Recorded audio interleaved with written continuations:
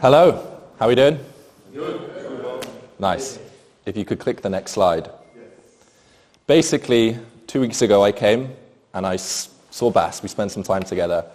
And I asked him the question, out of everyone in this space, not just the people here, but all of the gurus, all of the people you watch on YouTube, who do you think is in the best position to make the most money in the long run? What do you think he said? Who do you think? Iman Gadzi? Alex Hormozi? Andrew Tate? Dan Locke.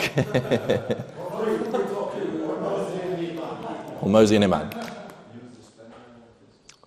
He said Alex Hormozi, Iman Gadzi. Why? Why do you think that out of everyone in this space, he said these two? And but bearing in mind, Alex Hormozi is new on the scene. There's been people in this space that have been around for a decade. Why do you think he said them? Biggest YouTube channels. YouTube channels, yeah. Consistency, quality of content. Consistency, quality of content, yeah. Pretty much. Next slide. Content. Yeah. Both of these people are, out of everyone in the space, the two people that have invested the most time, energy, attention, money into content. Next slide. And it's not just Bas that sees this. Alex Hormozi said, the most valuable thing you can build is an audience. And bearing in mind, this guy has sold a company for $36 million. And yet he thinks an audience is more valuable than a business. A sellable asset. Audience, more valuable. Next slide. Sam Ovens, the hero, the GOAT, says the future of info, I'm not sure if you can see that. He says that he believes the future of info will have 3 different things. Number 1, YouTube organic. Number 2, high-ticket courses and masterminds. And number 3, setters and closers. Next slide. Cole Gordon. Do you guys know Cole? You're familiar? I think he's doing like, what, 2 mil a month now? Does anyone know specific numbers? 2 mil? 3 mil a month, something like that. So even though he's making 3 mil a month, he says his goal is to replace all of his ads, where he's getting all of his traffic at the moment, with content by 2025. And who knows the All In podcast? If you don't, you should check out this podcast. Basically, 4 billionaires, all 4 of these people that host this podcast are billionaires. They're from Silicon Valley. It's one of the, on the left there, All In. Really good podcast. On a side note, I'd recommend you watch it. It's entertaining stuff. They said that in the future, all advertising, all of it, will be spent on content. They predict that companies like McDonald's will go bankrupt in the future. Companies like Coca-Cola will go bankrupt. The thing that will replace them is companies like MrBeast Burger and Prime Energy. Creator-led brands. They believe, and these are billionaires, will predict the future. And the only reason that I have been in the position where I'm starting to understand how powerful content can be is because I got lucky, and 4 years ago, a mentor of mine told me to start uploading content. So I started creating YouTube videos. 4 years later, I have 600K subs, and the opportunities, the business opportunities, the income that can come from that is crazy. And I see content as one of the things in this room where there's the biggest opportunity for you guys, not just for this month, but for the next 10 years, to do some very cool things and make some very cool money. So, we've got to the point now where everyone is saying content. All of these smart people who have so much more experience than me are pushing content, content, content. Why do you think that content is so powerful? Yep.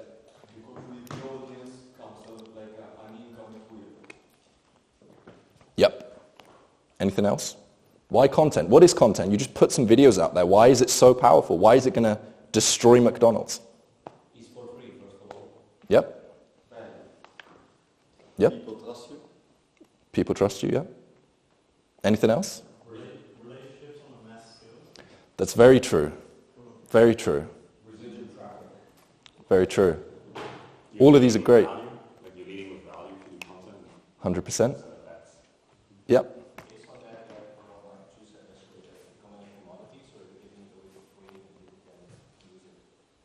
Very true.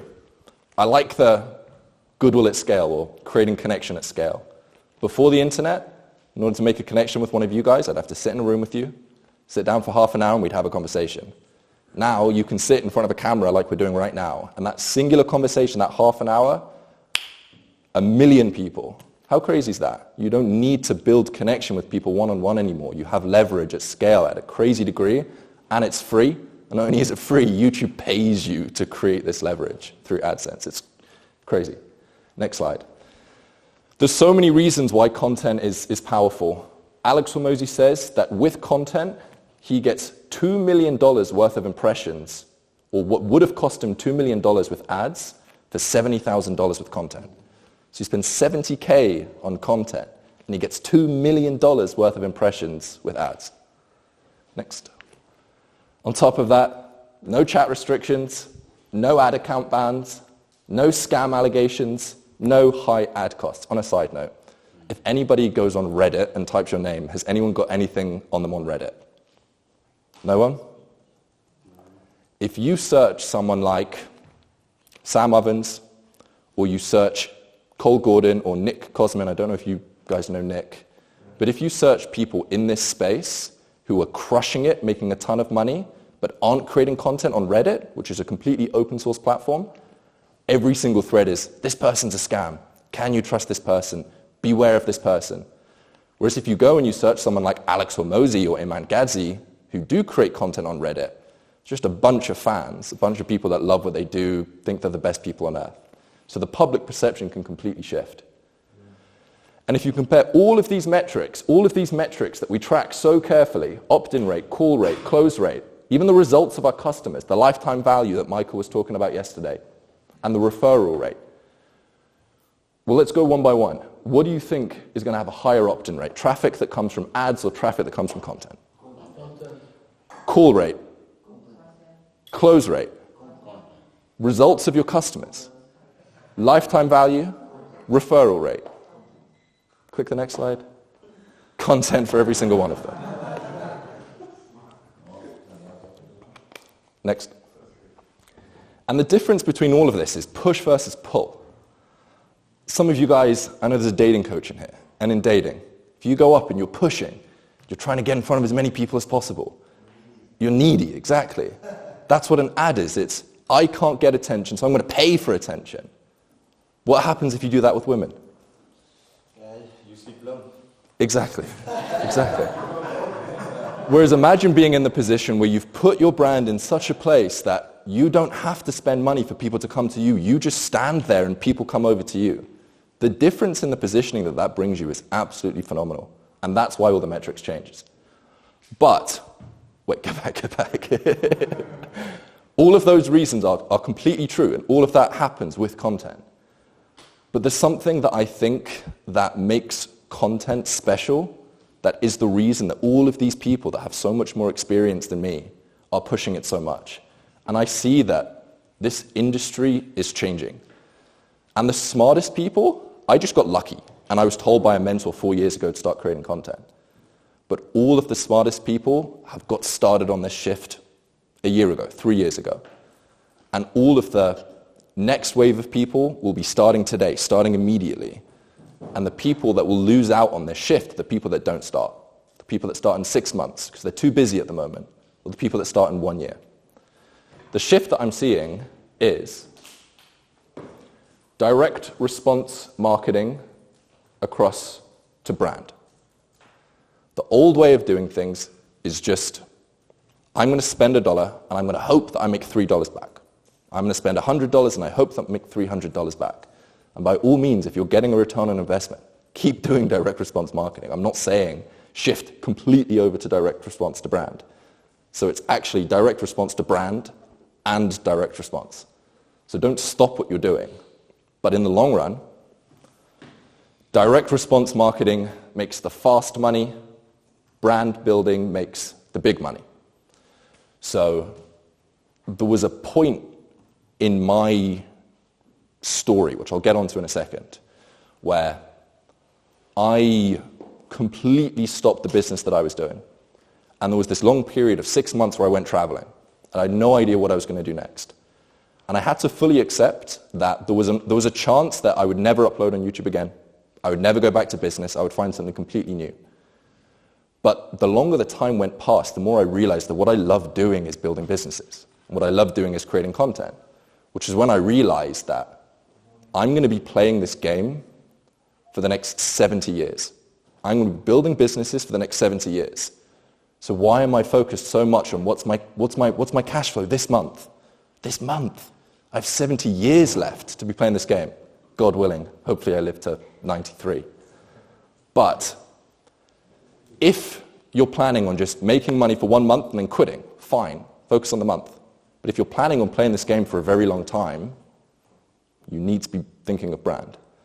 And by the way, who played video games when they were a kid? Not as many as I was expecting.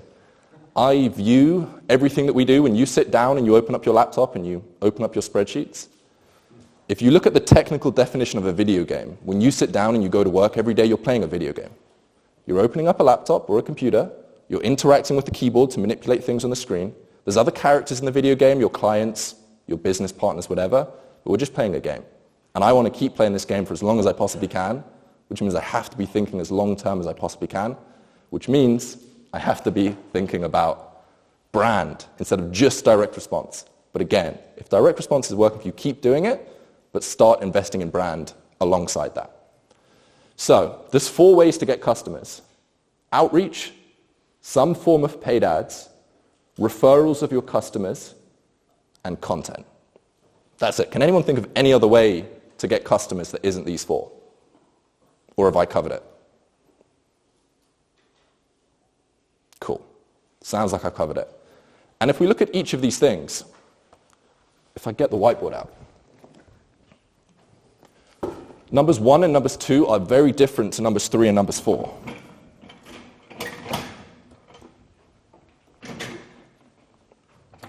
Can you all see that? Yeah. So we have outreach. If we look at a business like a funnel, with outreach, you go and you reach out to 100 people. And in return, you get $1,000. Sounds pretty good. Then what you do is you reach out to 1,000 people, and you get $10,000. Again, pretty good. If it's working for you, you keep doing it. If we look at ads, it's the same.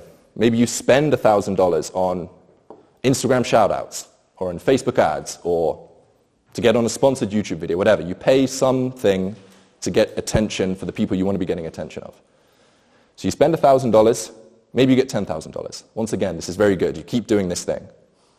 But if we look at the other 2, referrals and content, what happens is, if I pay $1,000 to get a customer, and then they refer me more customers, what's happening is it's no longer just a funnel. We're now creating a loop where you spend $1,000, you get $10,000 back, but that $10,000 turns into $20,000 because that customer you get is referring people. If we look at content, what you're doing is you're maybe investing $1,000 to create some content.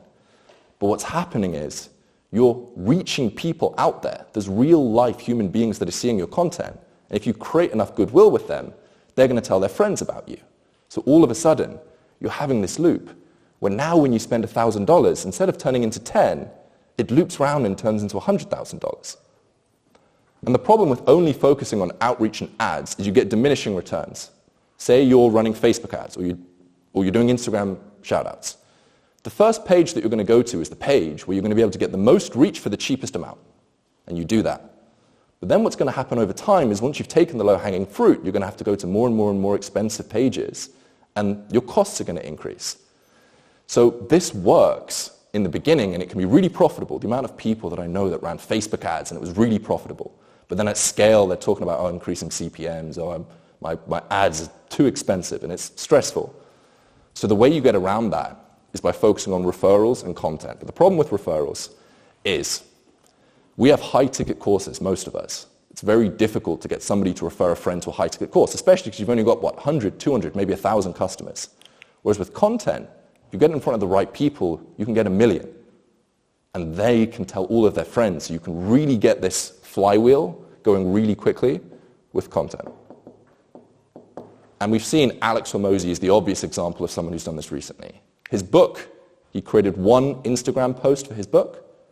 It was 99 cents. The book was incredible. And because it was so incredible, you would tell all your friends about it.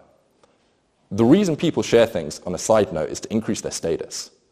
If I share a book with you that's really valuable to me and it brings you value, I get an increase in status. So if you can create content that increases people's status when they share it, it makes it a lot easier to grow. If you go to the next slide. You see, the one before, that these two are linear. Because of this, spend $1,000, get $10,000. For outreach and ads, it's linear. You spend 1, you get 10. You spend 10, you get 100.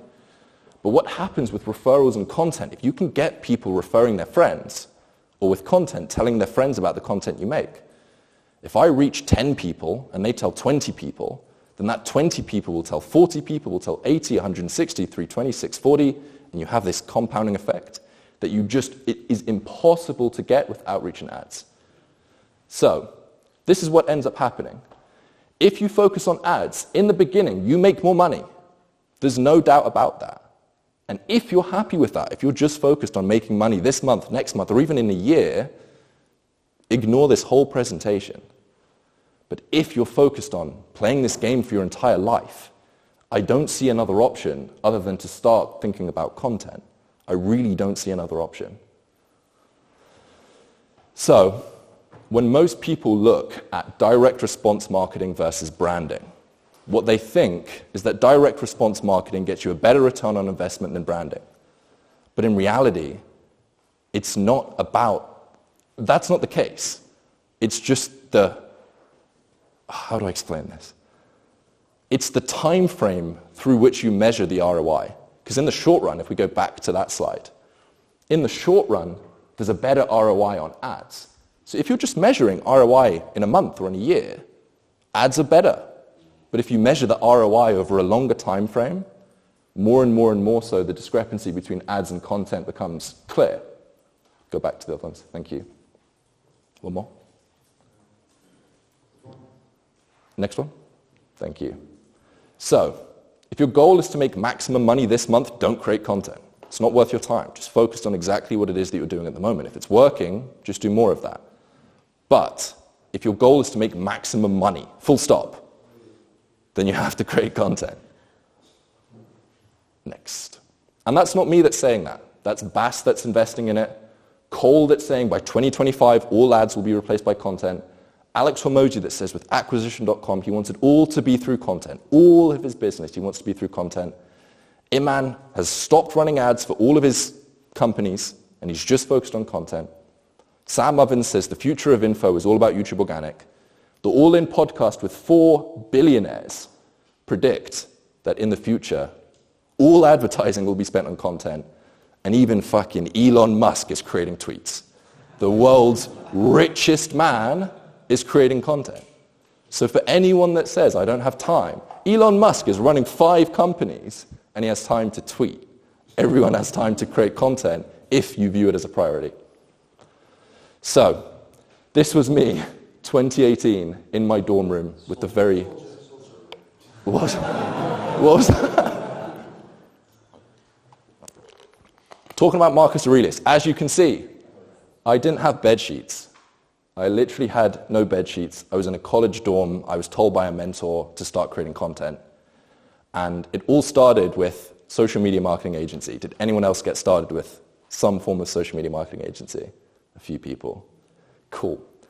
From there, I went around. This was through Ty Lopez. Bought his course, was going around all the local businesses, knocking on the doors, this spotty teenager. Hey everyone, I've got social media marketing agency. Would you like my services? Got absolutely no customers, and I kept going, rejection, rejection, rejection, and I quit when I walked into a nail salon, and there was 3 women all getting their nails done. I walked in, hi, would you like some social media marketing agency? They all stared at me, said nothing, I walked out, and I quit. That wasn't for me. From then, I found this guy on YouTube, his name was Sunny T. He was creating content, basically making fun of Ty Lopez. It was very good content. But he told me that I just needed to start uploading YouTube videos. he said that if you have attention, you can monetize it. So I thought, cool, I've watched YouTube. I was studying marketing at a university at the time, and I knew that the marketing education I was getting through YouTube is 100 times better than the marketing education I was getting through university. So I could see the power of YouTube, and I could see that if something that's for free on YouTube can replace a $30,000 education, of course, this thing in the long run is going to overtake. So I saw the potential there. I started talking about stoicism, which is what I was interested in at the time. And if we click on the link, I'm not sure if we're going to be able to pull it up, you can see the very first time that I made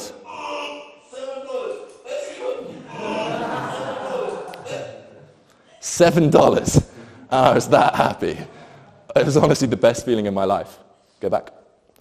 And yeah, at this point I'd been creating content for maybe 6 months. There was somewhat of an audience, but I was making $7. I had nothing to show for it. Then I went through Consulting Accelerator, Sam Ovens' program, which has shaped this entire industry, and immediately went up to $30K a month. As soon as you have some kind of attention and a monetization method, you can make decent money. Started talking about productivity at that point, grew to 600K subs. The combination of creating content about productivity and having some kind of an offer to sell made $1 million in profit. And at that point, like I was talking about earlier, that was my relaxation point. That was the point where I went traveling and tried to figure out the next thing that I should do. And it was around that point that there started to be a shift in the market from everybody just focused on ads and direct response to people starting to understand how powerful content can be. So because I was in this space, I was in Quantum Mastermind, I've been in this coaching consulting space for a while now. A few people started coming to me to try and help grow their own YouTube channel. I think that at that point I had the biggest channel in this whole space, so people came to me, and a few cool opportunities came. MrBeast reached out to me, and we ended up getting on a couple calls. He ended up being a client of mine. Next, I actually reached out to Alex Hormozi. When he was just starting out his channel, we reached out when he had 2,000 subscribers. I gave him the entire roadmap on how to grow. He executed it flawlessly, and obviously I can't take credit for that. Like, he's a genius, and his success was a byproduct of all of the stuff that he'd done before. If he was new on the scene, it wouldn't have happened. So I can't take all of the credit, but he's followed it perfectly. Now working with Bass, which I'm excited to kick things off. Spent a week with Sam last week actually in LA, talking a lot about content and where we see things headed. Spoken with Cole Gordon a few times, trying to help him get his content systems up and running. Like I said, he's got a big goal to move across to content, so it's been fun working with him. James Janney's a client of mine. He has 1.5 million subscribers, and he's uploaded 19 videos. So, the 2 points that I've been trying to make up until this point is very simple. Number one, content is powerful, and number two, I'm pretty good at content. The third point that I want to mention is how you guys can start using content to grow your audience and increase your profit. That's what the rest of this presentation will be. It was interesting coming up with this presentation because there's been 4 years and 300 videos of uploading that's created this sort of like subconscious knowledge that's difficult to verbalize. But I've done my best in this presentation. So it's starting off with a high-level strategy. There's 3 specific action steps that we'll be following today in order to take the first step to grow the audience. And then at the end, if you guys have questions, by all means, we can talk about that. Later on, I'll be breaking down Alex Hormozi's strategy, exactly what he's done, Iman's strategy, and even Andrew Tate's, which will be interesting. And maybe if we have enough time, we can bring a couple people up. You can share your goals with content, and we can try to come up with a strategy whilst we're here, if we have enough time. So, the very first decision that you have to make when it comes to creating content is, are you going to make video or are you going to make text? Both of them can work. There's platforms that work for both of them. Most people default to, I want to make a YouTube channel, but by all means you can create content, you can grow a great audience through text. So figure out if you want to create video, if you want to create text. If you're someone that's naturally good on camera, video. If you're naturally someone that just wants to write, then text. It's a simple decision. You probably know the answer in your mind already. Just stick with that. Next. Then you need to decide short form versus long form. There's advantages to both. And the general principle, which is really general, and there's nuances. But if you're selling B2C, I'd consider short form more than long form. If you're selling B2B, I'd consider long form more than short form. The reason for that is B2C, you just need to capture a lot of attention. It's not as much about building trust. It's not as much about building authority. You just need to get in front of a lot of people so you can sell your opportunity. Whereas if you're selling B2B, it's all about demonstrating authority. It's why Alex Hormozi crushes long-form content. Because his whole game is basically about providing insights at scale. If you're B2B and you want to get into content, the whole strategy is basically how can I provide rare and valuable ideas to a niche? And if you can do that, that's how you create the goodwill, that's how you build the authority, that's how you build the trust. But anyway, next, we end up with this table. Short form versus long form, video versus text. If you've decided video and short form, obvious platforms are TikTok, Instagram Reels, YouTube Shorts. If you've decided short form versus text, that's Twitter. Video, long form, it's YouTube or a podcast. And then text, long form, it's Threads, Medium, Substack. Does anyone not know what platforms they want to be creating on? What's Substack? It is a newsletter platform for writing blog posts. Does anybody else not know where they're creating, or do people know? Maybe it's worth saying, like, where do you want to create? So I know creating, but for putting it in written, do you think it's viable to just take like transcripts of the videos? For which one? Let's say you're doing long form and you wanted to put that into a written one. Obviously, you're tidying them up. Yeah. We talk about this a little bit later. One of the things that I see everyone do is they listen to Gary Vee straight away and they immediately think, I need to be on every single platform and I need to be maxing out the volume on every single platform. But it just leads to burnout and it leads to people not doing anything. So start with literally just one platform. Ignore the rest. You can get into redistribution later. So I would fully ignore turning videos into blog posts. If I had to pick one, assuming that there's a person that's a blank slate, I'd say video. Yeah, I use Twitter. I like Twitter a lot. I think there's a really valuable audience on Twitter. A lot of really smart people. A lot of the tech crowd are on Twitter, and there's a section of Twitter that's called Money Twitter, where there's like lots of drop shippers and people in business doing cool things. Yeah. So by default now, if I look at that, I would just say, okay, text, short, Twitter. Yep. But right now, like, we don't really do anything on Twitter. But I also think, for example, with YouTube, if you have, even if it's just a shorter YouTube video, I do feel though that if people get on a call with you or something like that, there's already more relationship or more trust, something like that built. So I can see that, although I definitely know people that are crushing it on Twitter, making over $1 million a month. It's 100% possible. There's a group of people I would look into, a guy called J.K. Molina, and there's also a guy called Dakota Robertson, who basically break down the playbook for growing on Twitter. So, can you just repeat the names again? Yeah, Dakota Robertson and J.K. Molina, who are the people I see killing it on Twitter at the moment. Yeah. And who's the best, who are the best persons to watch on YouTube? Who do you like the most? I think the person I've got the most value from recently is Layla Hormozi. I think that she makes more valuable content than Alex, but Alex talks about marketing and sales, which everyone loves, so he gets more attention. On a side note, if you do want to learn from Layla Hormozi or Alex Hormozi, I am a big nerd, and I like learning from both of them. So I have transcribed all of their YouTube videos, all of their podcasts. I've scraped their entire Twitter, and I've put everything in a big searchable database. And what that means is, say you want to learn how to increase lifetime value from Alex Hormozi. The way you have to do that at the moment is you have to watch a 2-hour interview of Alex, and he maybe mentions it for 2 minutes. So you watch a 2-hour video, and you get 2 minutes of learning. And then maybe you go on his Twitter, and you have to like scroll through and try and find where he talks about it.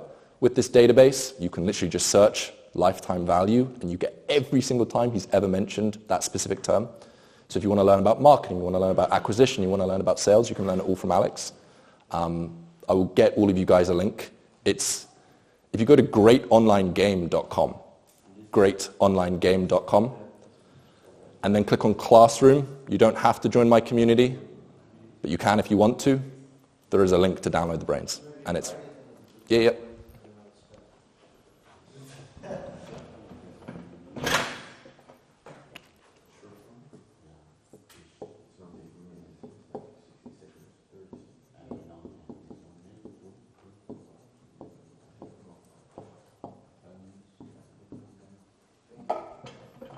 What's really, for a small channel, what's really your biggest tip to just get traction and improve out?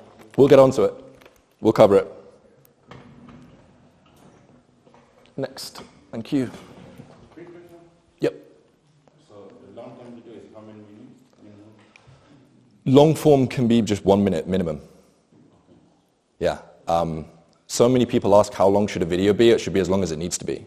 The YouTube algorithm is now so sophisticated that it has no preference over time. It actually tracks two metrics, watch time as a percentage and watch time as a minute, which basically means that you want to make videos that people stick around until the end for. So if you have a minute that should be 2 minutes long and you're making it 10 minutes long, people are going to drop off after 2 minutes. The watch time is going to be a lot lower. So literally just try to make a video as long as it needs to be, but as short as it can be.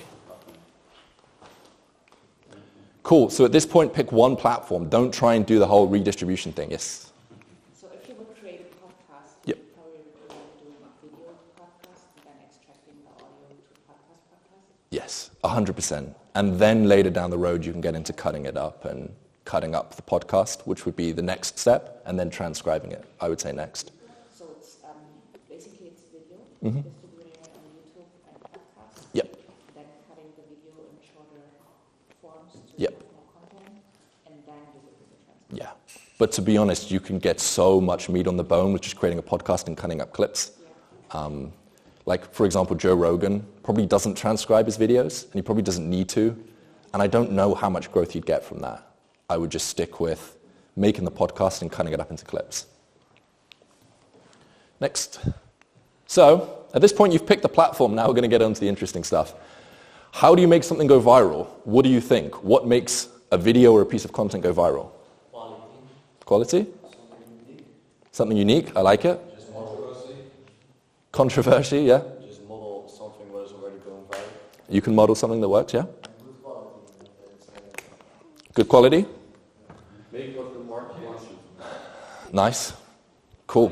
Against something that the majority of people loves, life. I like it. Emotional impact. That's a good one, yep. Next slide. You make something people want. All of the algorithms are trying to optimize for keeping people on their platform. And the way you keep people on their platform is you consistently show them content that they want to watch. And it's interesting, if you look at a company like Y Combinator, which is the biggest startup accelerator in the world, created companies like Airbnb, all of the big ones, their entire catchphrase is just make something that people want. This whole game that we're playing, business, even content, you just make things people want. If you do that, you'll grow, and you'll grow your business. When I've created things that people want, it's worked pretty well. Videos perform well. And if I look at all of the videos that haven't performed well that I've uploaded, it's because people don't want it. Like, that's it. YouTube specifically, if anyone's wanting to grow on YouTube, the way you grow is by optimizing for two specific metrics. First one is click-through rate. Second one is watch time. Click-through rate is when your video pops up on someone's homepage, what percentage of people click on the video? And then watch time is of those people that click, how long do they stick around for? But obviously, we can ignore those metrics completely if you just try and make videos that people want. If you make videos that people want, people will click on them and people will watch them. So we don't need to get into all the metrics if we just focus on making things that people want. But more specifically, we all have things to sell. So you don't want to just make something that people want. I see so many people fall into the trap of just trying to get attention at scale. And maybe if you have a really, really broad B2C offer, then that's fine. But if you don't, ignore subscribers, ignore followers, ignore everything else. Focus on the metrics that matter, which is probably calls booked on the calendar, and just make something that your niche specifically wants. But how do you know what your niche wants? Next. There's a very simple exercise to try to identify what your niche wants, and we can do this now. And what we're solving for here is high demand. You want to create content that has high demand. If you create content that has high demand, it's more likely that you'll grow.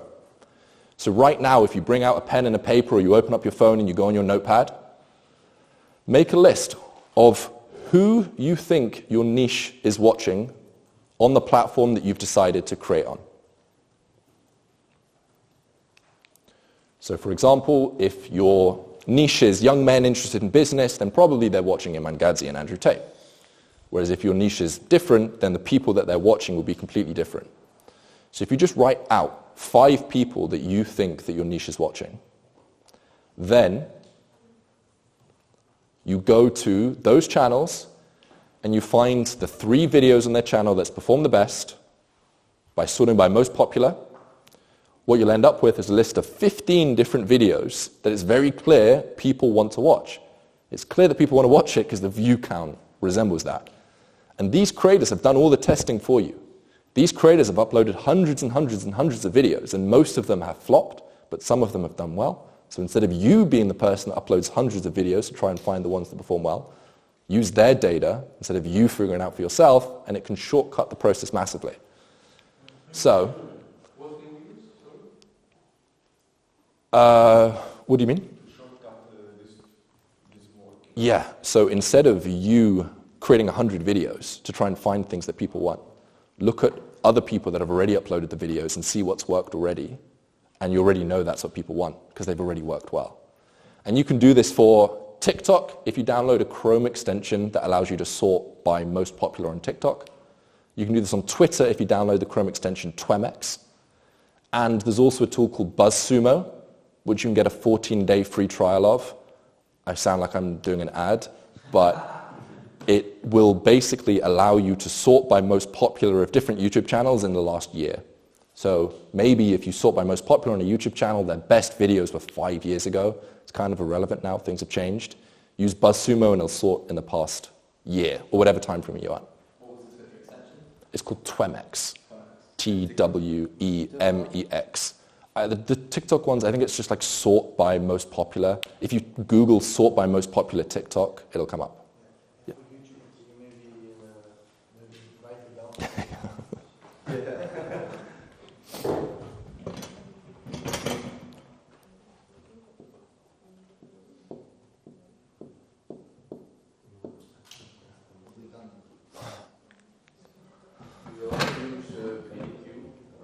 Yeah, vidIQ can work, TubeBuddy. There's a few, Morning Fame as well, does similar things.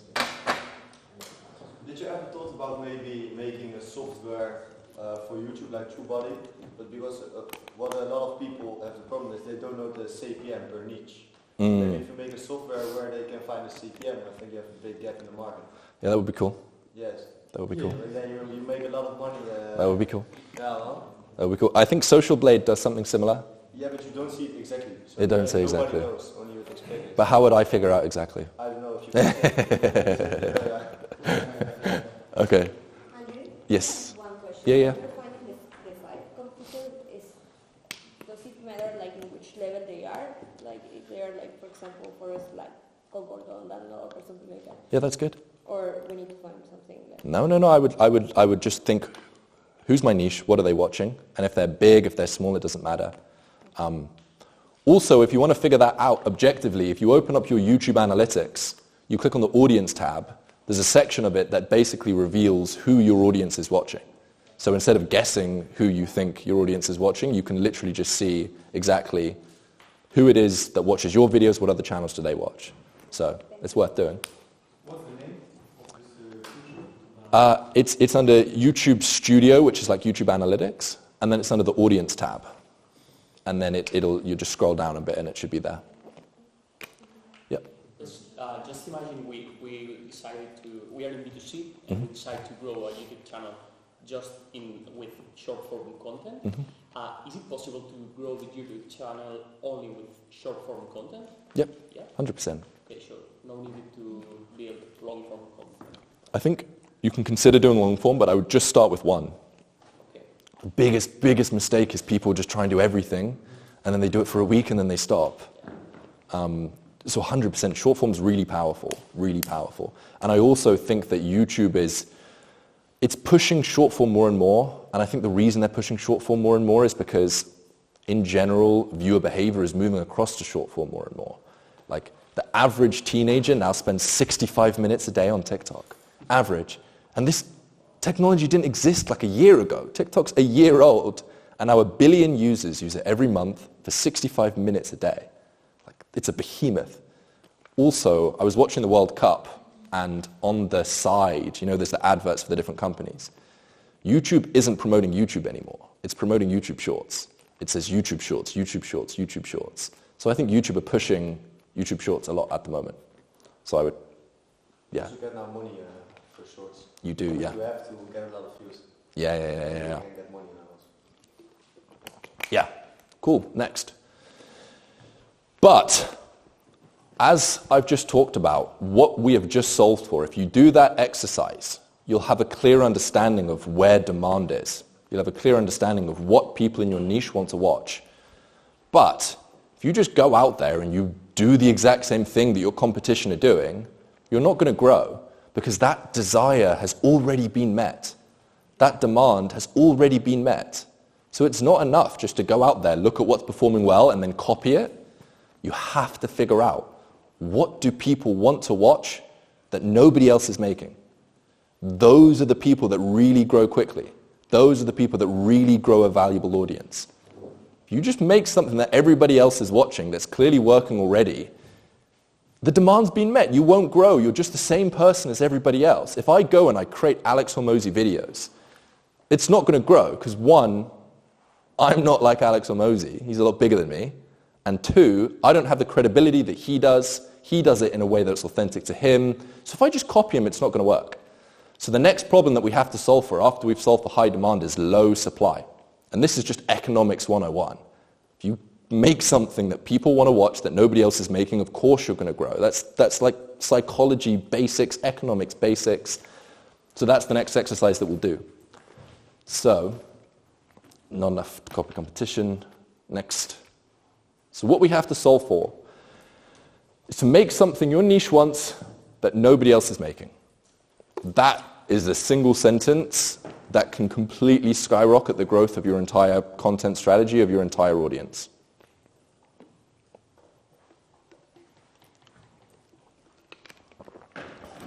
So, we do a blue ocean exercise. Does anyone know the book Blue Ocean? Cool. Basically, it's a book that understands that if you're a shark and there's fish in the ocean that you're trying to eat, if you go to the red ocean, where it's clear that there's lots of fish that have already been eating, there's going to be lots of sharks there. So instead of going to the red ocean, you want to go to the blue ocean, where there's probably fish, but there's no other sharks. So we want to be the sharks that go to the blue ocean, a completely untapped area of demand. And this whole thing is just to try and find unmet demand. Again, everyone who's grown quickly has found some avenue that they can satisfy unmet demand. So, there's a way that we can do this. And this was another client of mine. He got 55,000 subscribers through 13 videos. And he did this primarily through conducting a blue ocean strategy. So we're going to do this now. There's a few different parts to it. Basically, what you have to do is here, say there's a scale of 1 to 9. 9 being a lot, 1 being a little. Then what we do is we define the different elements that create a video, and I'll give you the different elements in just a second. And then what we can do is we can plot our competition. So say there's one that's here, it's like length of video. You can plot how long is the average length of video that my competitors are making. And if you see that all of them are clumped around 9, they're all longer videos, maybe there's an opportunity for you to make really short form videos. Or maybe there's an opportunity for you to make 3-hour-long videos and do a Joe Rogan, which is one of the reasons that he blew up, and just create really, really long videos. Here's another one, like humor. Are your competitors using humor? Yes or no? If they are, maybe you consider not. Selling, do they sell much? Is there graphics? Is there skits? All of those sorts of things. But basically this guy, he was in the self-improvement documentary sort of niche. And what he found was that he couldn't differentiate himself in any way, but he was an actor. So the thing that he could use to differentiate himself from everybody else was to create skits. little jokey bits in the middle of the video where he's acting with some of his friends. And nobody else out of his competitors, they're all down here. They do no skits. So he decided the thing that he's going to double down on, the thing that's going to differentiate his content from everybody else's, is to create skits. And just like that, his channel started blowing up. Here's another channel, Jake Tran, who's in the finance edutainment niche. He creates documentaries on like exposing evil things that are happening in the world, basically. He did this analysis. His channel was stagnating. He was uploading. It wasn't growing at all. He kept going, kept grinding, but nothing was happening. As soon as he did this exercise, he understood where he could differentiate himself from all the competition. His channel started to grow. So these are the metrics that I'd recommend you guys use. And right now, you can plot out a graph on a piece of paper, and you want to try and figure out, on one end, it's how much is this thing, and on the other end, it's these examples. So maybe I can draw it. Yeah, maybe go on back to the call. Back one more? Could you go back? Yeah. Right, so for example, the fact that we got, for example, a YouTube channel since more than 1 year. Yeah. Without uploading videos, this can be a thing that can trigger the algorithm or something like that? No. I would say that the algorithm doesn't care how frequently you upload. The algorithm just cares about how your audience reacts when you do upload.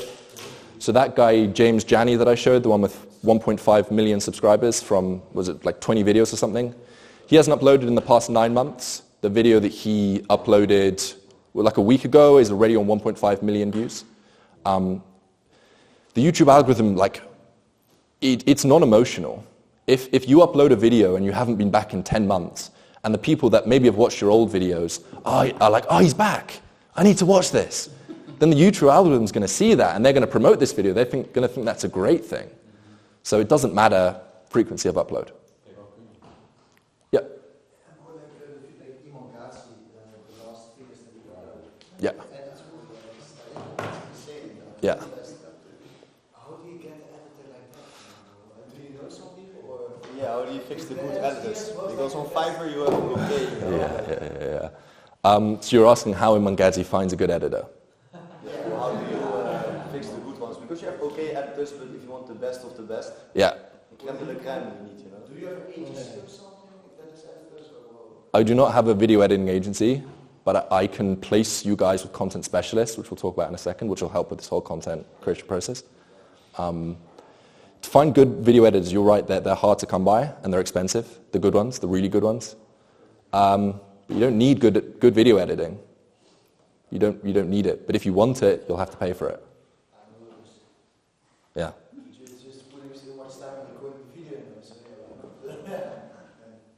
Yeah. Where are they? I don't know where they are. Yeah. But when you find one, you only need one. Yeah. Do you have specific, do you also follow content pillars? Like, for example, if you have your niche, can you still within that have different content pillars? Yeah, 100%. My channel is a personal brand, and it's evolved lots over the time. Okay. So my content pillars are just what am I interested in. We talk about it a little bit later. One of the mistakes that people make is they just focus on creating for their niche, which means they create videos they don't want to make, which means that they just get bored, they hate it, and they don't do it consistently.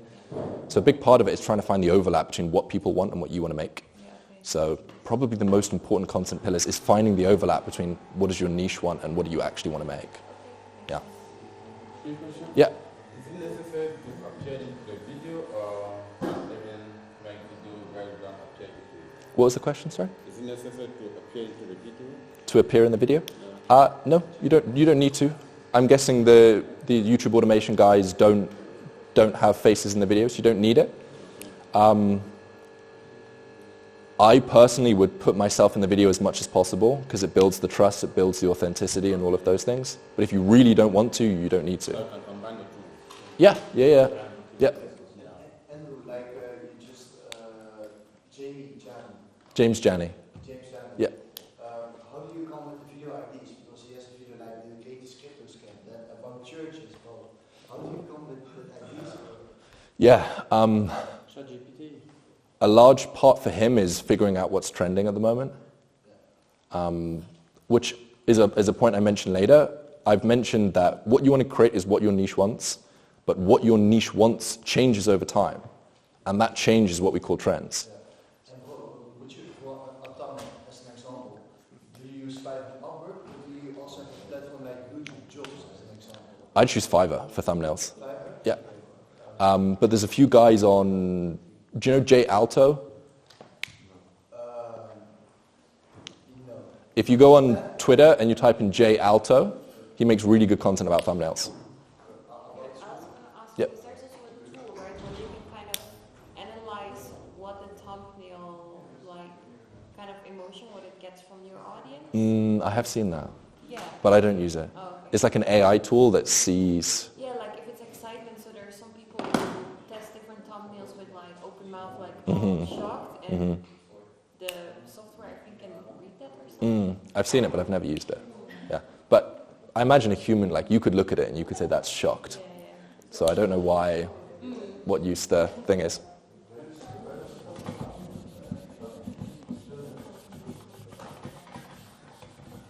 Are you guys doing this exercise, by the way?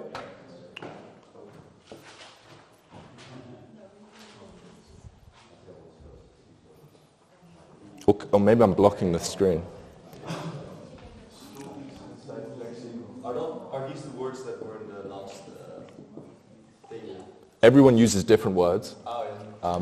We can go back in a second and look at them, but I think these are like the fundamentals.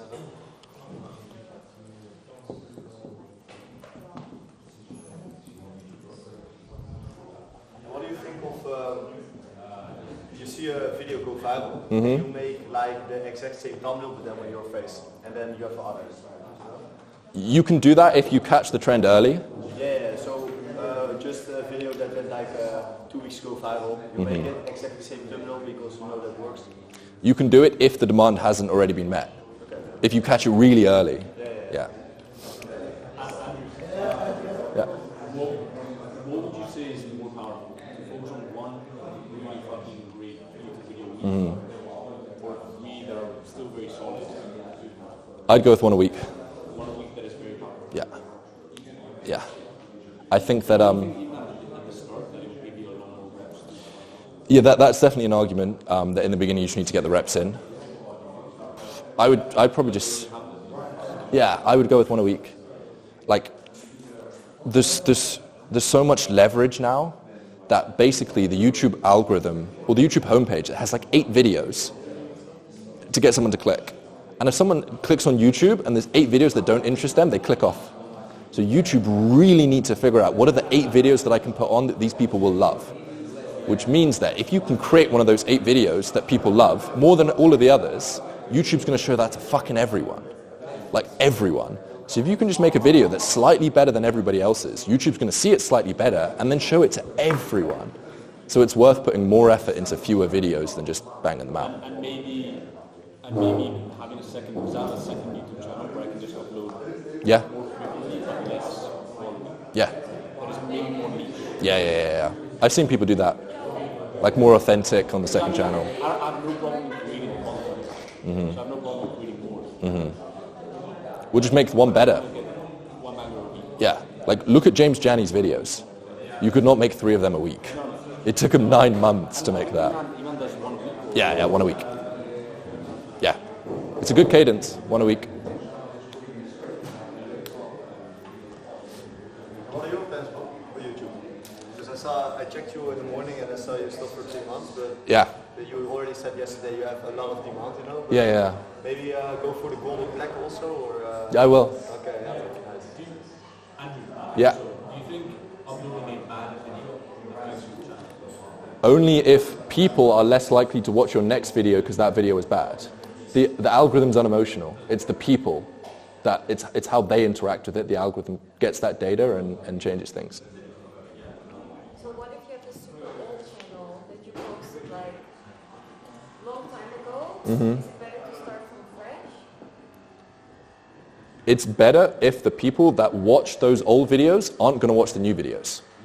Because then when the video comes up on the homepage, if they don't watch it, YouTube will see, oh, this is a bad video. So maybe if you're changing niche or something, start a new channel. Yeah. Okay. Have we done the exercise? Has everyone done the exercise? See? Nice. What we'll do next, because I know that there's lots of ideas, these two exercises, the high demand and low supply, it's difficult to keep it all in your head. So the next thing that you want to do is summarize everything that we've done into what I call a growth thesis, which is basically, given my understanding of what my market wants, given my understanding of all of the things that my competitors are doing, what is the thing that I can do that I know that people will want, that nobody else is doing, that will help me grow? So if we look at someone like MrBeast, his growth thesis was, if I make the best YouTube videos possible, I obsess over YouTube, and I reinvest everything I make back into YouTube, then it's unreasonable that I won't succeed. So that's the phrase that we'll be doing. We'll get onto it in a second. I'll give you a few more examples. Look at someone like Andrew Tate. His growth thesis is something like, or what do you think is the reason that Andrew Tate blew up? Why do you think he blew up? Money and controversial. Controversial? He says things nobody says. Yeah. Redistribution. Redistribution? Yeah.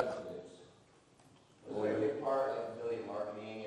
I was kind Yeah. of watching how he had his war room or audience, and he distributed videos Yes. for him or something. Yeah, we'll talk about his redistribution strategy in a second, but I guarantee you that if there's some little melon sitting in a room that's 13 years old, that's just talking about the weather, doesn't matter if you make 3 million TikToks of that person, it's not going to go viral. So the strategy, the tactics that he used with the redistribution was great, but it wouldn't have worked if he wasn't Andrew Tate. So I say his thesis is something along the lines of, if I flex my lifestyle, my Bugatti, all of my women, my cars, everything, if I'm the top G, and if I talk about all of these controversial things, then it's unreasonable that I won't succeed. If we look at someone like Alex Hormozi, his growth thesis, this simple sentence of, if I do this, then it's unreasonable that I won't succeed, is something like, if I give away everything for free, and I provide the best education on business, and I keep doing that, and I give it all away for free, it's unreasonable that I won't succeed. So, with all of your content strategies, you want to come up with a sentence that says, given my understanding of the niche and what they like, given my understanding of the competition and what they're making, what is the edge? What is the strategy? What's the growth thesis that you can use in order to grow really quickly? So if we go this one, yeah, perfect. So you want to write a sentence like this. If I do this, then it's unreasonable that I won't succeed. And it's going to be different for every single one of you. And the sentence you write is dependent on your understanding of what your niche wants and what your competition is making.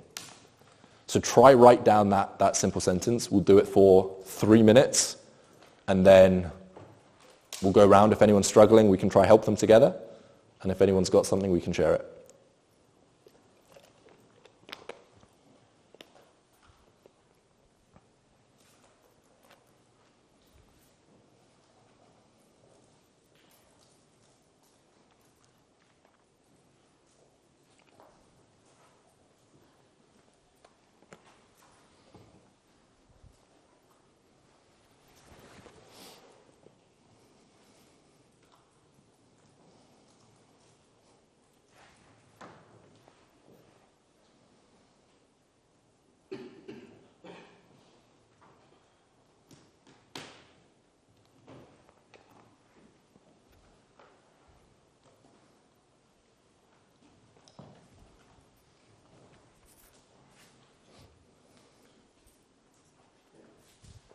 Yeah. Maybe something closer. When you start working with someone, how do you start? Like, as an example, how would you start with Bastian? Bastian. Yeah. You start with Bastian, and okay, what's with Bastian? Make this videos. How does it work? You focus on output, for example. Okay, Bastian, you have to make in February 4 videos, or you first gonna have a conversation together. Okay, what do you want to do? Yeah. All of this stuff comes first. Okay. You define the niche, define who it is that you want to attract, Define what it is that they like, what is it that they're watching, then define the thing that you can do that they want to watch that nobody else is making. Like that's the fundamentals. Then you can get on to like actual strategy. How often do you upload? What do you talk about? All of those topics. But this is like the fundamentals. This is the core. And by the way, for you guys, it's your growth thesis needs to include your personality.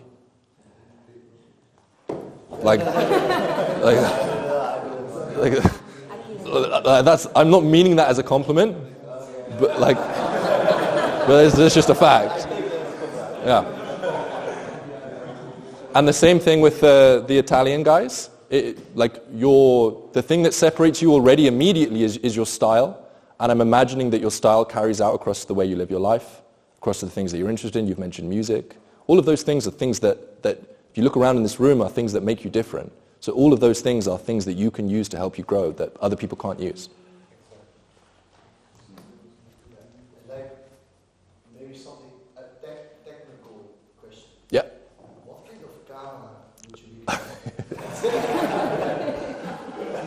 Like a Sony A7? Yeah. I would just start with your phone. Yeah. What would you recommend? Use the cameraman. People, I think underestimate the power of your phone. Like, I think Sam is a good example because the majority of the videos I've seen, when I got into getting to know him, it's literally just him recording himself on his iPhone. Yeah. As long as you can get your message across, your phone is going to process. Yeah. Cool. What are the growth theses over here? Have you managed to write anything down? Still working on it. Okay. Do you want help, or do you just need more time?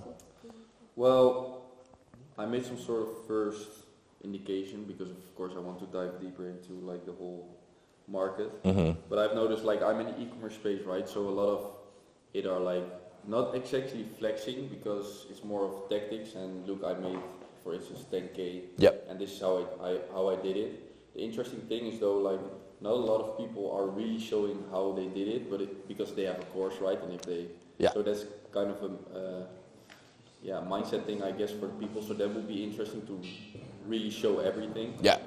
And also not a lot of stories are involved within the e-commerce space. It's just like, yo, I'm going to show you this step by step, or a challenge, like I did 10K or I did dropshipping for 7 days. Yep.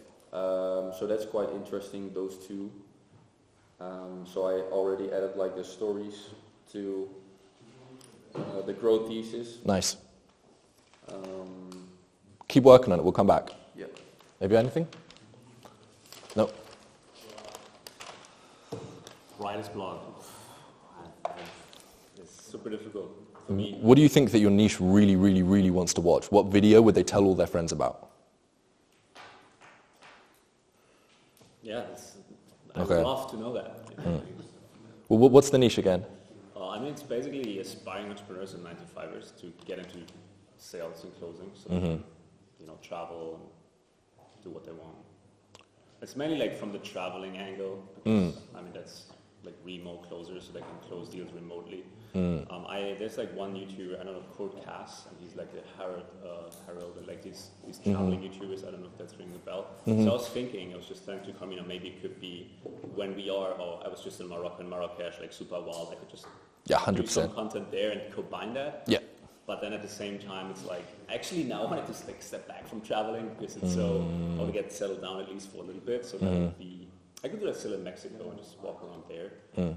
But that was just because it would be a blue ocean. You take like very unedited, just very raw, and combine it just with maybe talking about closing or business or just something while you have like the wild background and just make sure you have like a good microphone. Audio. Yeah. That was something I had in mind.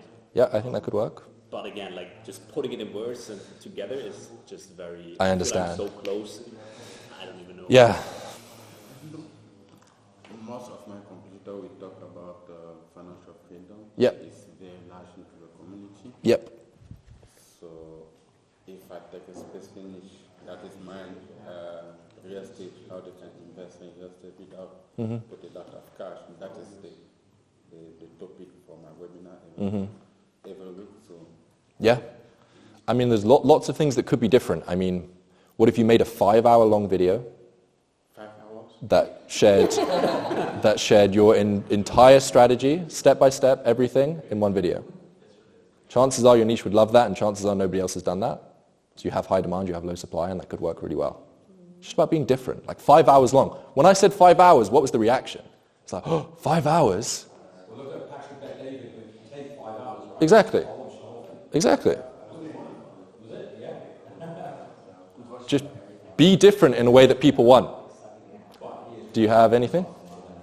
I think a lot of females are scared to start doing something different. Yeah. That's what I noticed when they start with us. It's like, oh, you guys do this, you guys do this. Well, I could never do that. So they talk themselves down. So maybe do something like that. Yeah, you could tell really cool stories of your customers that have done that, and they can talk about how scared they were and then how they overcame that, and then that could be a video. Yeah, exactly. If that's what the niche wants, and yeah. Do you have anything? Yeah, I have a bunch. I have a channel, but something in that, ageism, or someone older like me who can, successfully invest in real estate and the how-to. I have long how-tos on there, but I can go longer.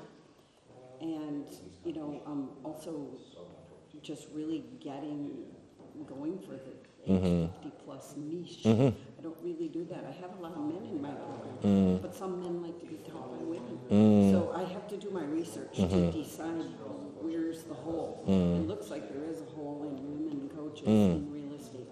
I just looked, the videos are old. Perfect. 2021. Perfect. Yeah, that's perfect. Nobody's talking. Yeah. How old are most of your competitors? How old are most of your competitors?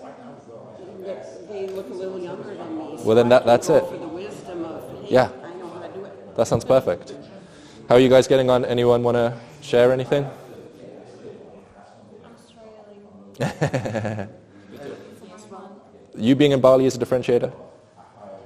Yes, but I don't like to mention it because of tax reasons. So Oh, shit. I'm not going too deep into living in Bali because it's very sensitive topic. Even the jungle background? Yeah, they could be, but I will just not say where I am. Yeah. But I think as well, in my niche, there's a lot of ways to work online, obviously. But I have a great story about trying a lot and then going to freelancing and how it's quite easy for people to start at 9 to 5.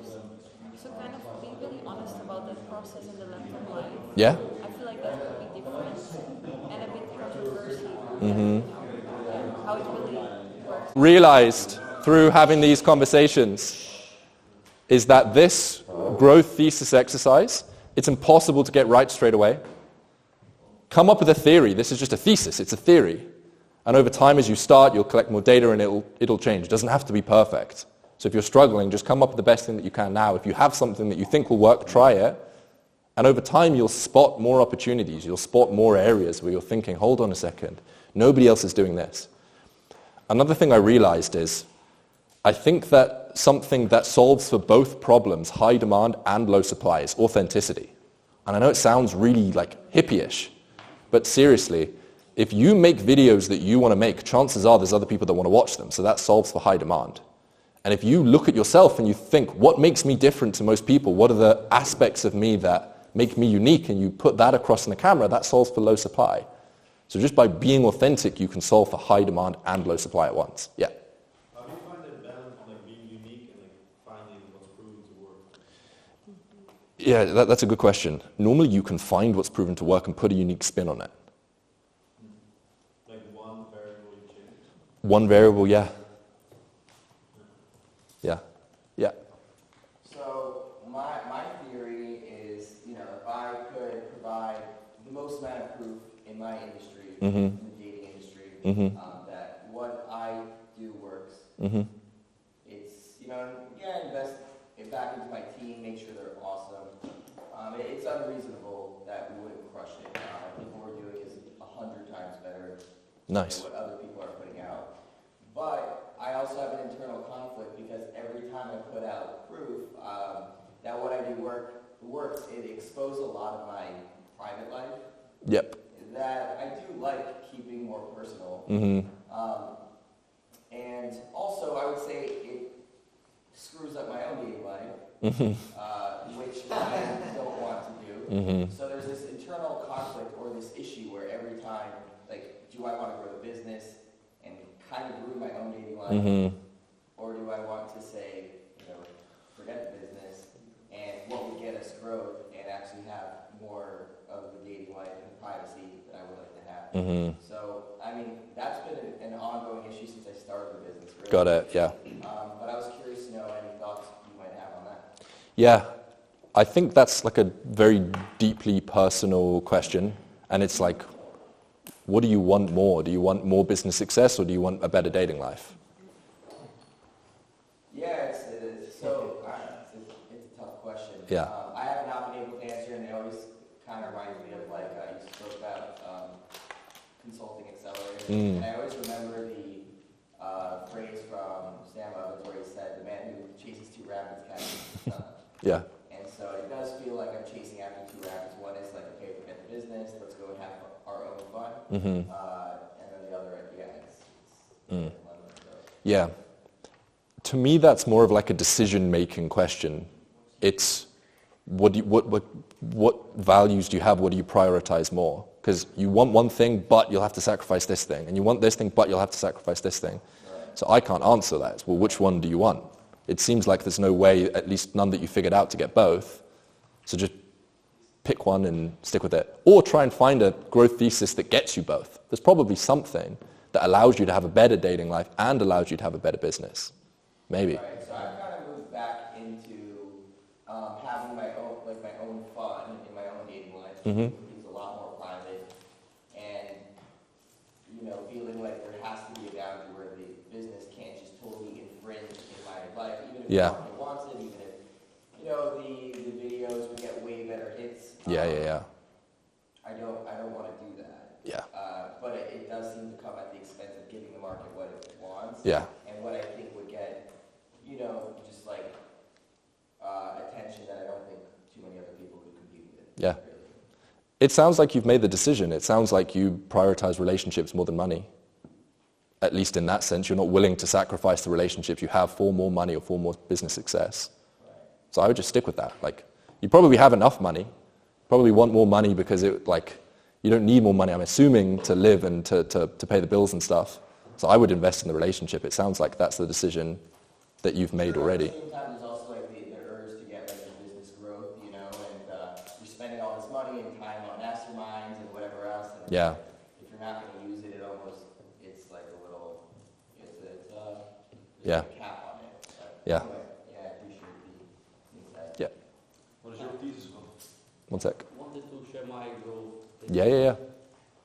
If I go against something or someone that everybody is respecting, then it's unreasonable I won't succeed, or at least attract the attention of a lot of people. I think that, for example, we are doing with Gigi, with the B2C, we are strong against the university. Nice. So saying things against university, even if we have both degrees and these things, but So for example, we realized that every 400 bad comments under like shout out or ads, he has 10k likes. And we are setting like 30, 40 appointments per day. Nice. So it's going good. Nice. It can be some, like starting from the basics, against something that people are respecting, is going good. Yeah. Then I had one question. Do you have clients not in the English-speaking market, like in the micro audience? I have clients in small niches, B2B, in small niches. But always English-speaking? Always English-speaking. Okay. Another question. We have like a unicity, can we say, that we are making business and we know each other since when we was super young. So we are the three of us and we have a team with a lot of friends, no? Nice. But do you know, have you got clients maybe that are making videos in more than just one person? I think that can work really well. The All-In podcast that I showed earlier between the 4 billionaires is the fastest growing podcast this year. So a huge thing that you could lean into is the fact that there's 3 of you. Like, I imagine the conversations you have are pretty funny, entertaining.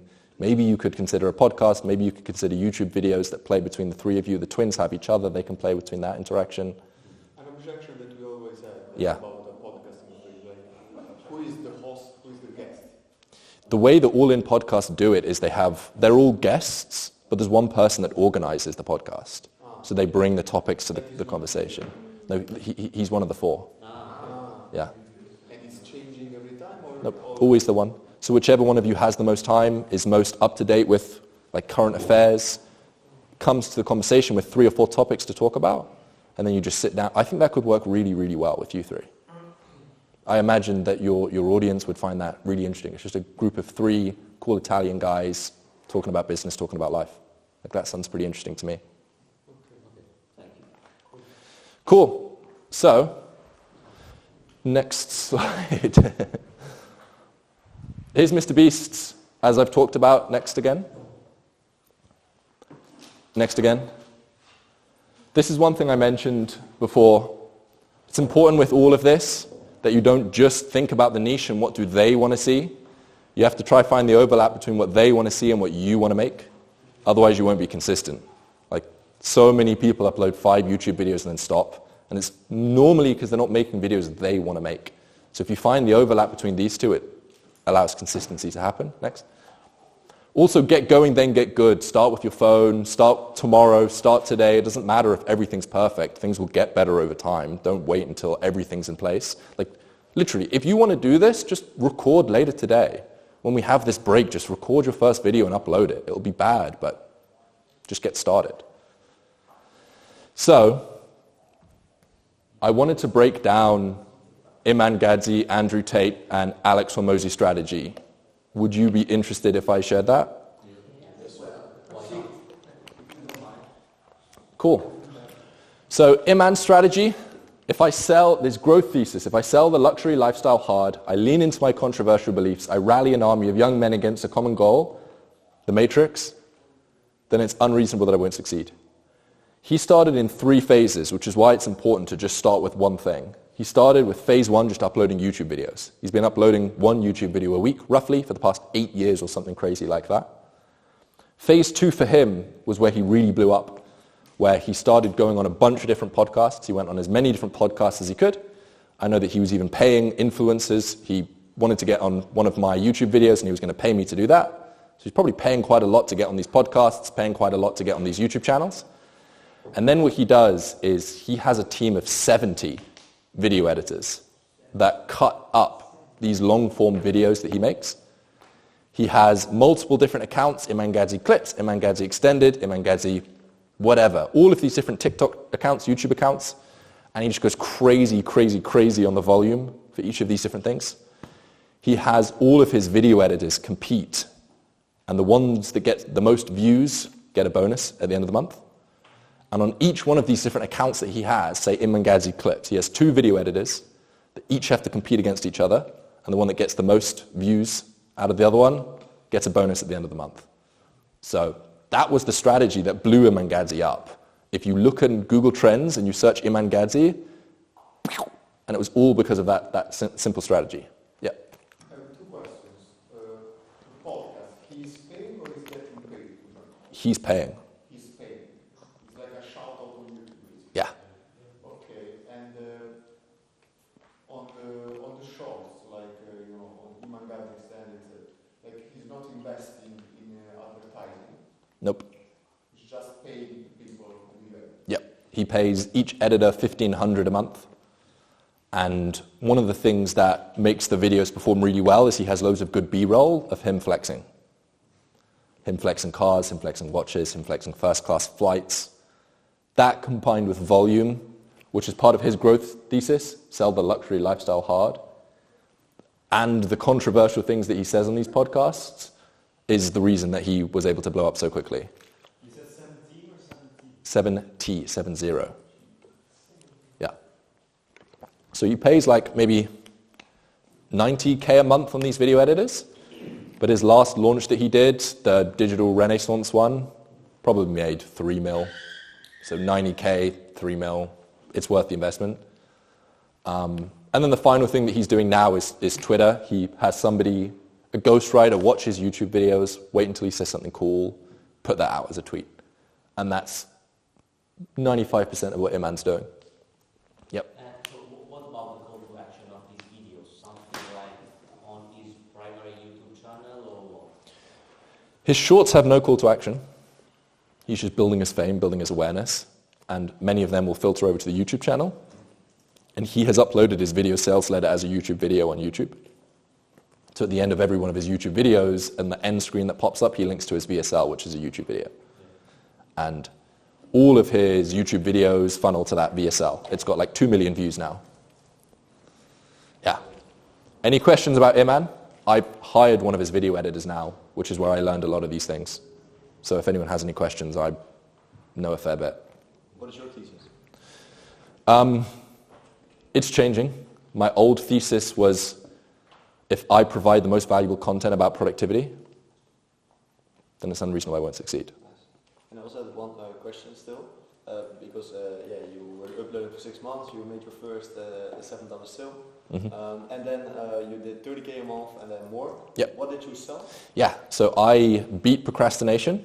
Okay. I documented how I did that on my YouTube channel, and people started asking me how I did it. So I launched a course on how to beat procrastination. You made the 1 mil with the course? Yes. Nice. Yeah.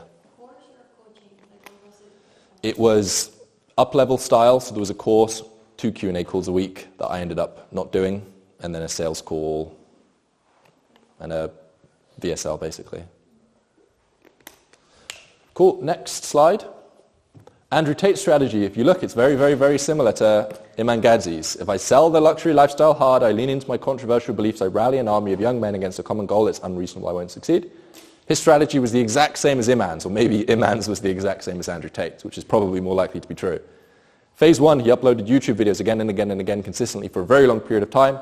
Phase 2, he went on a bunch of different podcasts, but instead of paying for video editors, Andrew Tate released Hustlers University, $49 a month. Part of the things that he taught in Hustlers University was how to become an affiliate of Hustlers University. He taught them how to cut up the videos that he's made, the podcasts that he's made, and redistribute them across other platforms. So he basically found a way to do, or Iman found a way to do exactly what Andrew Tate did, just in different methods, but both involve cutting up of clips, massive volume across multiple accounts.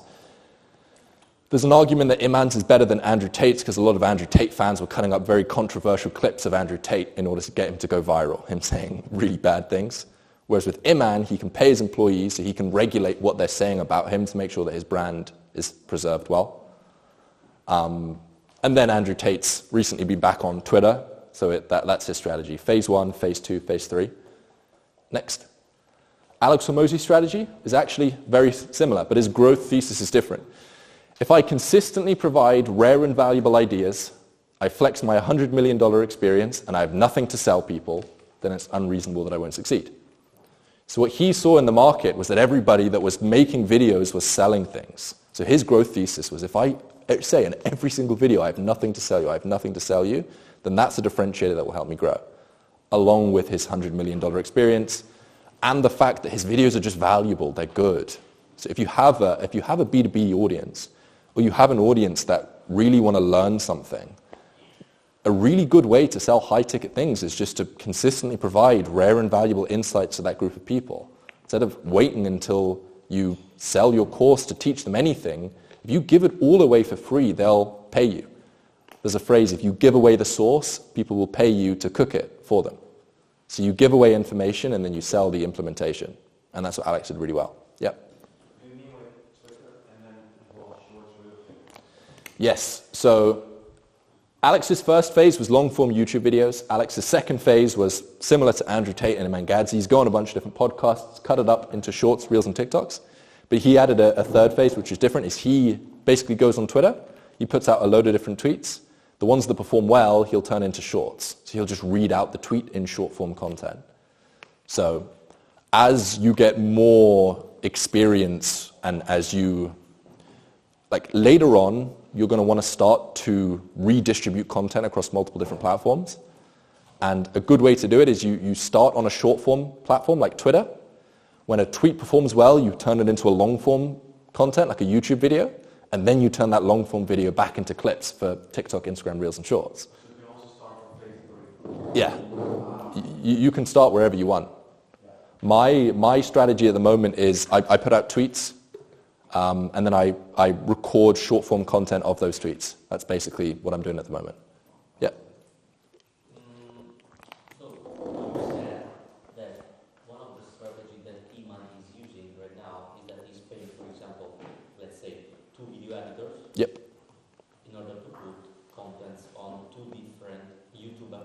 Yep. But basically, they are sharing the same content. They... What is making, in your opinion, the difference between the two video editors? Why one is having more views or... Good question. So I think that, so say he records like a 60-minute podcast, the different editors will watch and choose different moments, and the moments that they choose will determine what results they get. Basically, the most important thing in a video and in a short and in a tweet is what's the first 1 second, what's the first 2 seconds. So the difference between something like Iman saying, oh, so last weekend I made $10 million, to I made $10 million. The one that says I made $10 million. Exactly. It's just like get to the hook. Hook people, ideally before you've even spoken, but if not, in the first few words. Okay, and what is, can I go first? What is the most important thing to check in the moment in which, for example, you have to give a bonus to someone? Which is the rating that you have to watch? You mean how much to pay them? Yeah, for example, why I should give a bonus to him or to me? What I have to... Views. Only views. That's what Iman does. Whoever gets the most views. Yeah. And would you recommend, like now you can separate 8 to 12 minute long videos with shorts. So would you recommend, for example, when you go on a lot of podcasts and you got them all in small clips, to start a separate channel where they upload all the shorts, or just say, they're already separated, so just throw them all on your normal channel? I put it on your normal channel. Yeah, just all? Yep. Okay, perfect. As long as it's not like 20 a day. Yeah. Yeah. The only reason that Iman made multiple accounts is because he was making like 300 a day. How much would you recommend a day? As many as possible. But we did a different kind of cash cow with search-based channels. I don't know if you know them. Yep. It's really easy. But then, you can, for example, start with 10 videos a day, lightweight. Nice. But if you start with that in a brand new channel, what we had from students is that the channel got deleted because YouTube saw it as spam. So we had to be tranquilo. Interesting. Yeah, maybe there's a cap. I mean, that's probably why I wouldn't do, probably if you get above 5 a day, I'd make a second account. Yeah. Maybe like 8 a day, it's kind of pushing it. Yeah. Yeah. Go all in. Yeah. I doubt Alex would get banned if he uploaded 10 a day because he's got so much proof. Next slide. Thank you. So this is the summary. This is everything of how to grow an audience. Pick a platform, pick a cadence once a week, do a competitor analysis to try and identify high demand, do a blue ocean strategy to identify low supply, use your understanding of where demand is, where supply is to create a growth thesis, which is basically if I do this, then it'll be unreasonable that I don't succeed. Then just get going. Even if it's bad, it will be bad in the beginning, but you'll get better over time. And iterate and improve and solve problems along the way. Along the way, you may find, what camera do I get? Solve the problem, Google it. Iterate and improve over time. The more things you put out, the more data you'll collect. So use that data to improve. And if you continuously upload and you continuously make better videos or better tweets, whatever it is that you're doing, and you continue to change your growth thesis, then it is only a matter of time. It's not if, it's when. What is big cadence, number 2? Cadence is frequency. So do you want to upload once a month, once a week, once a day? Yep. About CTA, do you advise to do a CTA at each video or to annoy the audience, or do you recommend? I think it depends on the niche, and you probably have a better understanding of the niche than me. You can do soft call to actions, which is like a link in the description, but you don't mention it. It's always the balance between brand and direct response. So I guess it's a balance. Do you still sell your course sometimes? No, I stopped that. Okay. Yeah, bad niche. Nice, Yeah. Bad niche. Cool, any final questions? Yeah? Do you suggest some cadence or for YouTube, for example? I would just say once a week. Once a week? Yep. In your opinion, why Hormozi is not using the clone Instagram account strategy? Good question. Either he doesn't know about it, or I don't know. I think he should be using it. He will make more like. Yeah. If you pay $1,500 for a full-time video editor in a third world country and they upload 3 a day, that's what, 90 a month. 1,500 divided by 90. Say it's 100. It's like $15 per short. Just pump out the volume. By the way, I tried something similar. Like we took like 2 guys, paid them $500 per month, and they were posting reels of mine, but like they were not getting views, so we stopped us. They weren't good enough then. But for example, on TikTok, yes, because TikTok at the beginning gives you like, but Instagram no. Yeah. There's probably slightly different algorithms between TikTok and YouTube and Instagram, but I would just say the reels weren't good enough. Were not good enough. Nope. Yeah. Do you suggest any platform to find these kind of people, experienced people, skilled? You mean video editors? Yeah. My B2C is to train people to become content specialists. So I can place an infinite amount in your business if you want, or you can go to Fiverr. Yeah. Well, it's something else, but TikTok. Yes. Like, what is the best strategy to go really hard on TikTok? Because when TikTok just started, we just made 3 TikToks, but we just, how do you say, made similar TikToks that went viral. Je komt dan one went viral. 100k boom. Then like 2 months ago, we tried the strategy again. But then it didn't work anymore. So I don't know if you're the YouTube guy or TikTok, but Yeah, I don't have loads of experience with TikTok, but I would say if you're creating shorts that people really want to watch that nobody else is making, you'll do well. Yep. Question for what's your advice for hashtags, description, keywords? Is that super important or? It depends. 90% of the audience on YouTube you'll get through browse, which is when it comes up on the homepage, not through search. But search can definitely work, especially if you have a niche, narrow market where there's specific keywords that they're searching for. So I wouldn't put any keywords in the description. I don't think it matters at all anymore. But in the title, I would include a keyword. But it's not just about keywords. It's still about, even on the search, it's not just about keywords. It's about click-through rate. Yeah. So you have to get the keyword and sexify it, make it enticing in some way. Would you suggest to fill out, you have tags, keywords? Yeah, I wouldn't do any of it. Nah. None of the people that I see that are performing really well do any of that stuff anymore. Okay. Yeah. It's just about making a good video and thumbnail and title. Yeah. So, how do you make a good title? You have to make a title that people really want to click, that nobody else is making. Yeah.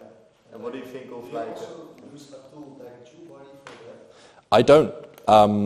If you do competitor analysis, you figure out what titles are working for other people and you try find a way to make yours different, then it can work really well. What do you think of then you take a viral title and you change 2-3 words, you know? Yeah. You could even just take the title directly if it's newly out. Yeah. So there's people that copied my dopamine detoxing videos, they performed really well. There's people that copied my morning routine videos that did really well. But if you try to do it now, it's not going to work, or nowhere near as well as it did.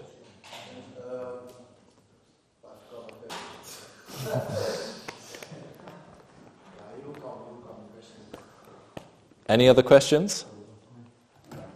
Which was the MrBeast growth thesis? MrBeast's growth thesis, I would say, make the best videos possible, focus, obsess over YouTube.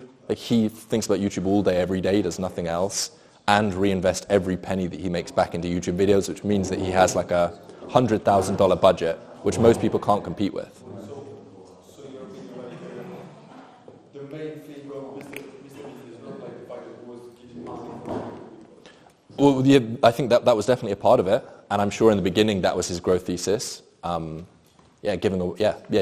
probably a good point as well. Yeah. Yes. Which YouTube tool do you use? I use no YouTube tool. I sometimes use BuzzSumo to search for what's working, but you can also just search by most popular. I mean, there's like a video editing tool that my video editors use. Like I use Google Docs to script videos. Do you use text? No. What do you think about the video stocks that you implement? Video stocks? Yeah, like you know what I mean? Stock images, stock videos? Yeah, stock videos. Yeah, I think they can improve the video, make it more interesting. Yeah. And double camera, like if you have a great content, but like a basic camera without any caption, blah blah blah, it will almost perform the same as if you do like a fancy things with a lot of video stocks. Yeah. So there is a big change, or? I think it depends on your niche. If say your niche is business owners that just really want to scale, they don't care what camera you use, they just want the information. Yeah. Whereas if you're in the videography niche, you have to kind of demonstrate your authority by making really high quality videos. Yep. What are your thoughts on Dan Lok? Because it's a channel that I've been following when I've been younger, let's say. Yeah. And now he's like slowly dying. Yeah. But he has the big, what I think the biggest in the business niche, no? Maybe. Yeah. How many subscribers does he have? Couple? Millions. Nice. Many millions. Yeah, he did a lot of JVs in the beginning to grow. So he did a bunch of different, went on a bunch of different YouTube channels to help him grow in the beginning. I don't think, I don't have much to say, to be honest. I don't think that his content's that good. I wouldn't watch it. I think part of the reason that he's declined is because there was lots of videos that were calling him a scammer and stuff. So the public perception of him shifted, which will decrease click-through rate, decrease retention, which is probably why the videos get pushed less. I don't have a personal opinion on him, though. Okay. What's a JV? JV, joint venture, you basically partner up with somebody. Collaboration. Yeah, but normally you have something to sell and you split the profits. Oh, okay. Yeah. Question about execution, maybe also for Bastian, like for advice for us to start with this. Yeah. Do you say, okay, maybe we should just pick a set day in the week that we You record all of your content in one batch per week, and then the content specialist edits, creates titles and thumbnails and uploads. I think that if you guys are all busy and you have founders, it's 100% worth investing in a content specialist, someone that can help you do.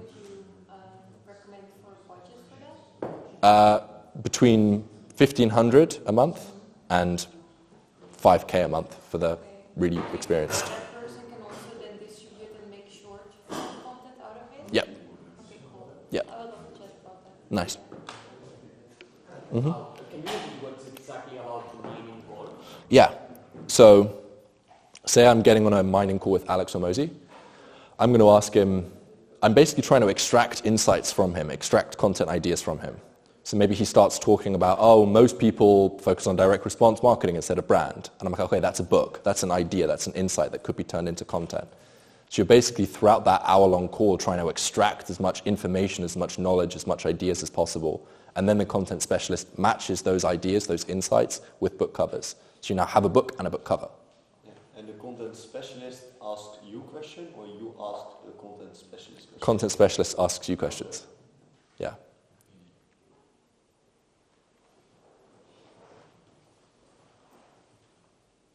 Cool. Is there any other slides? I think I had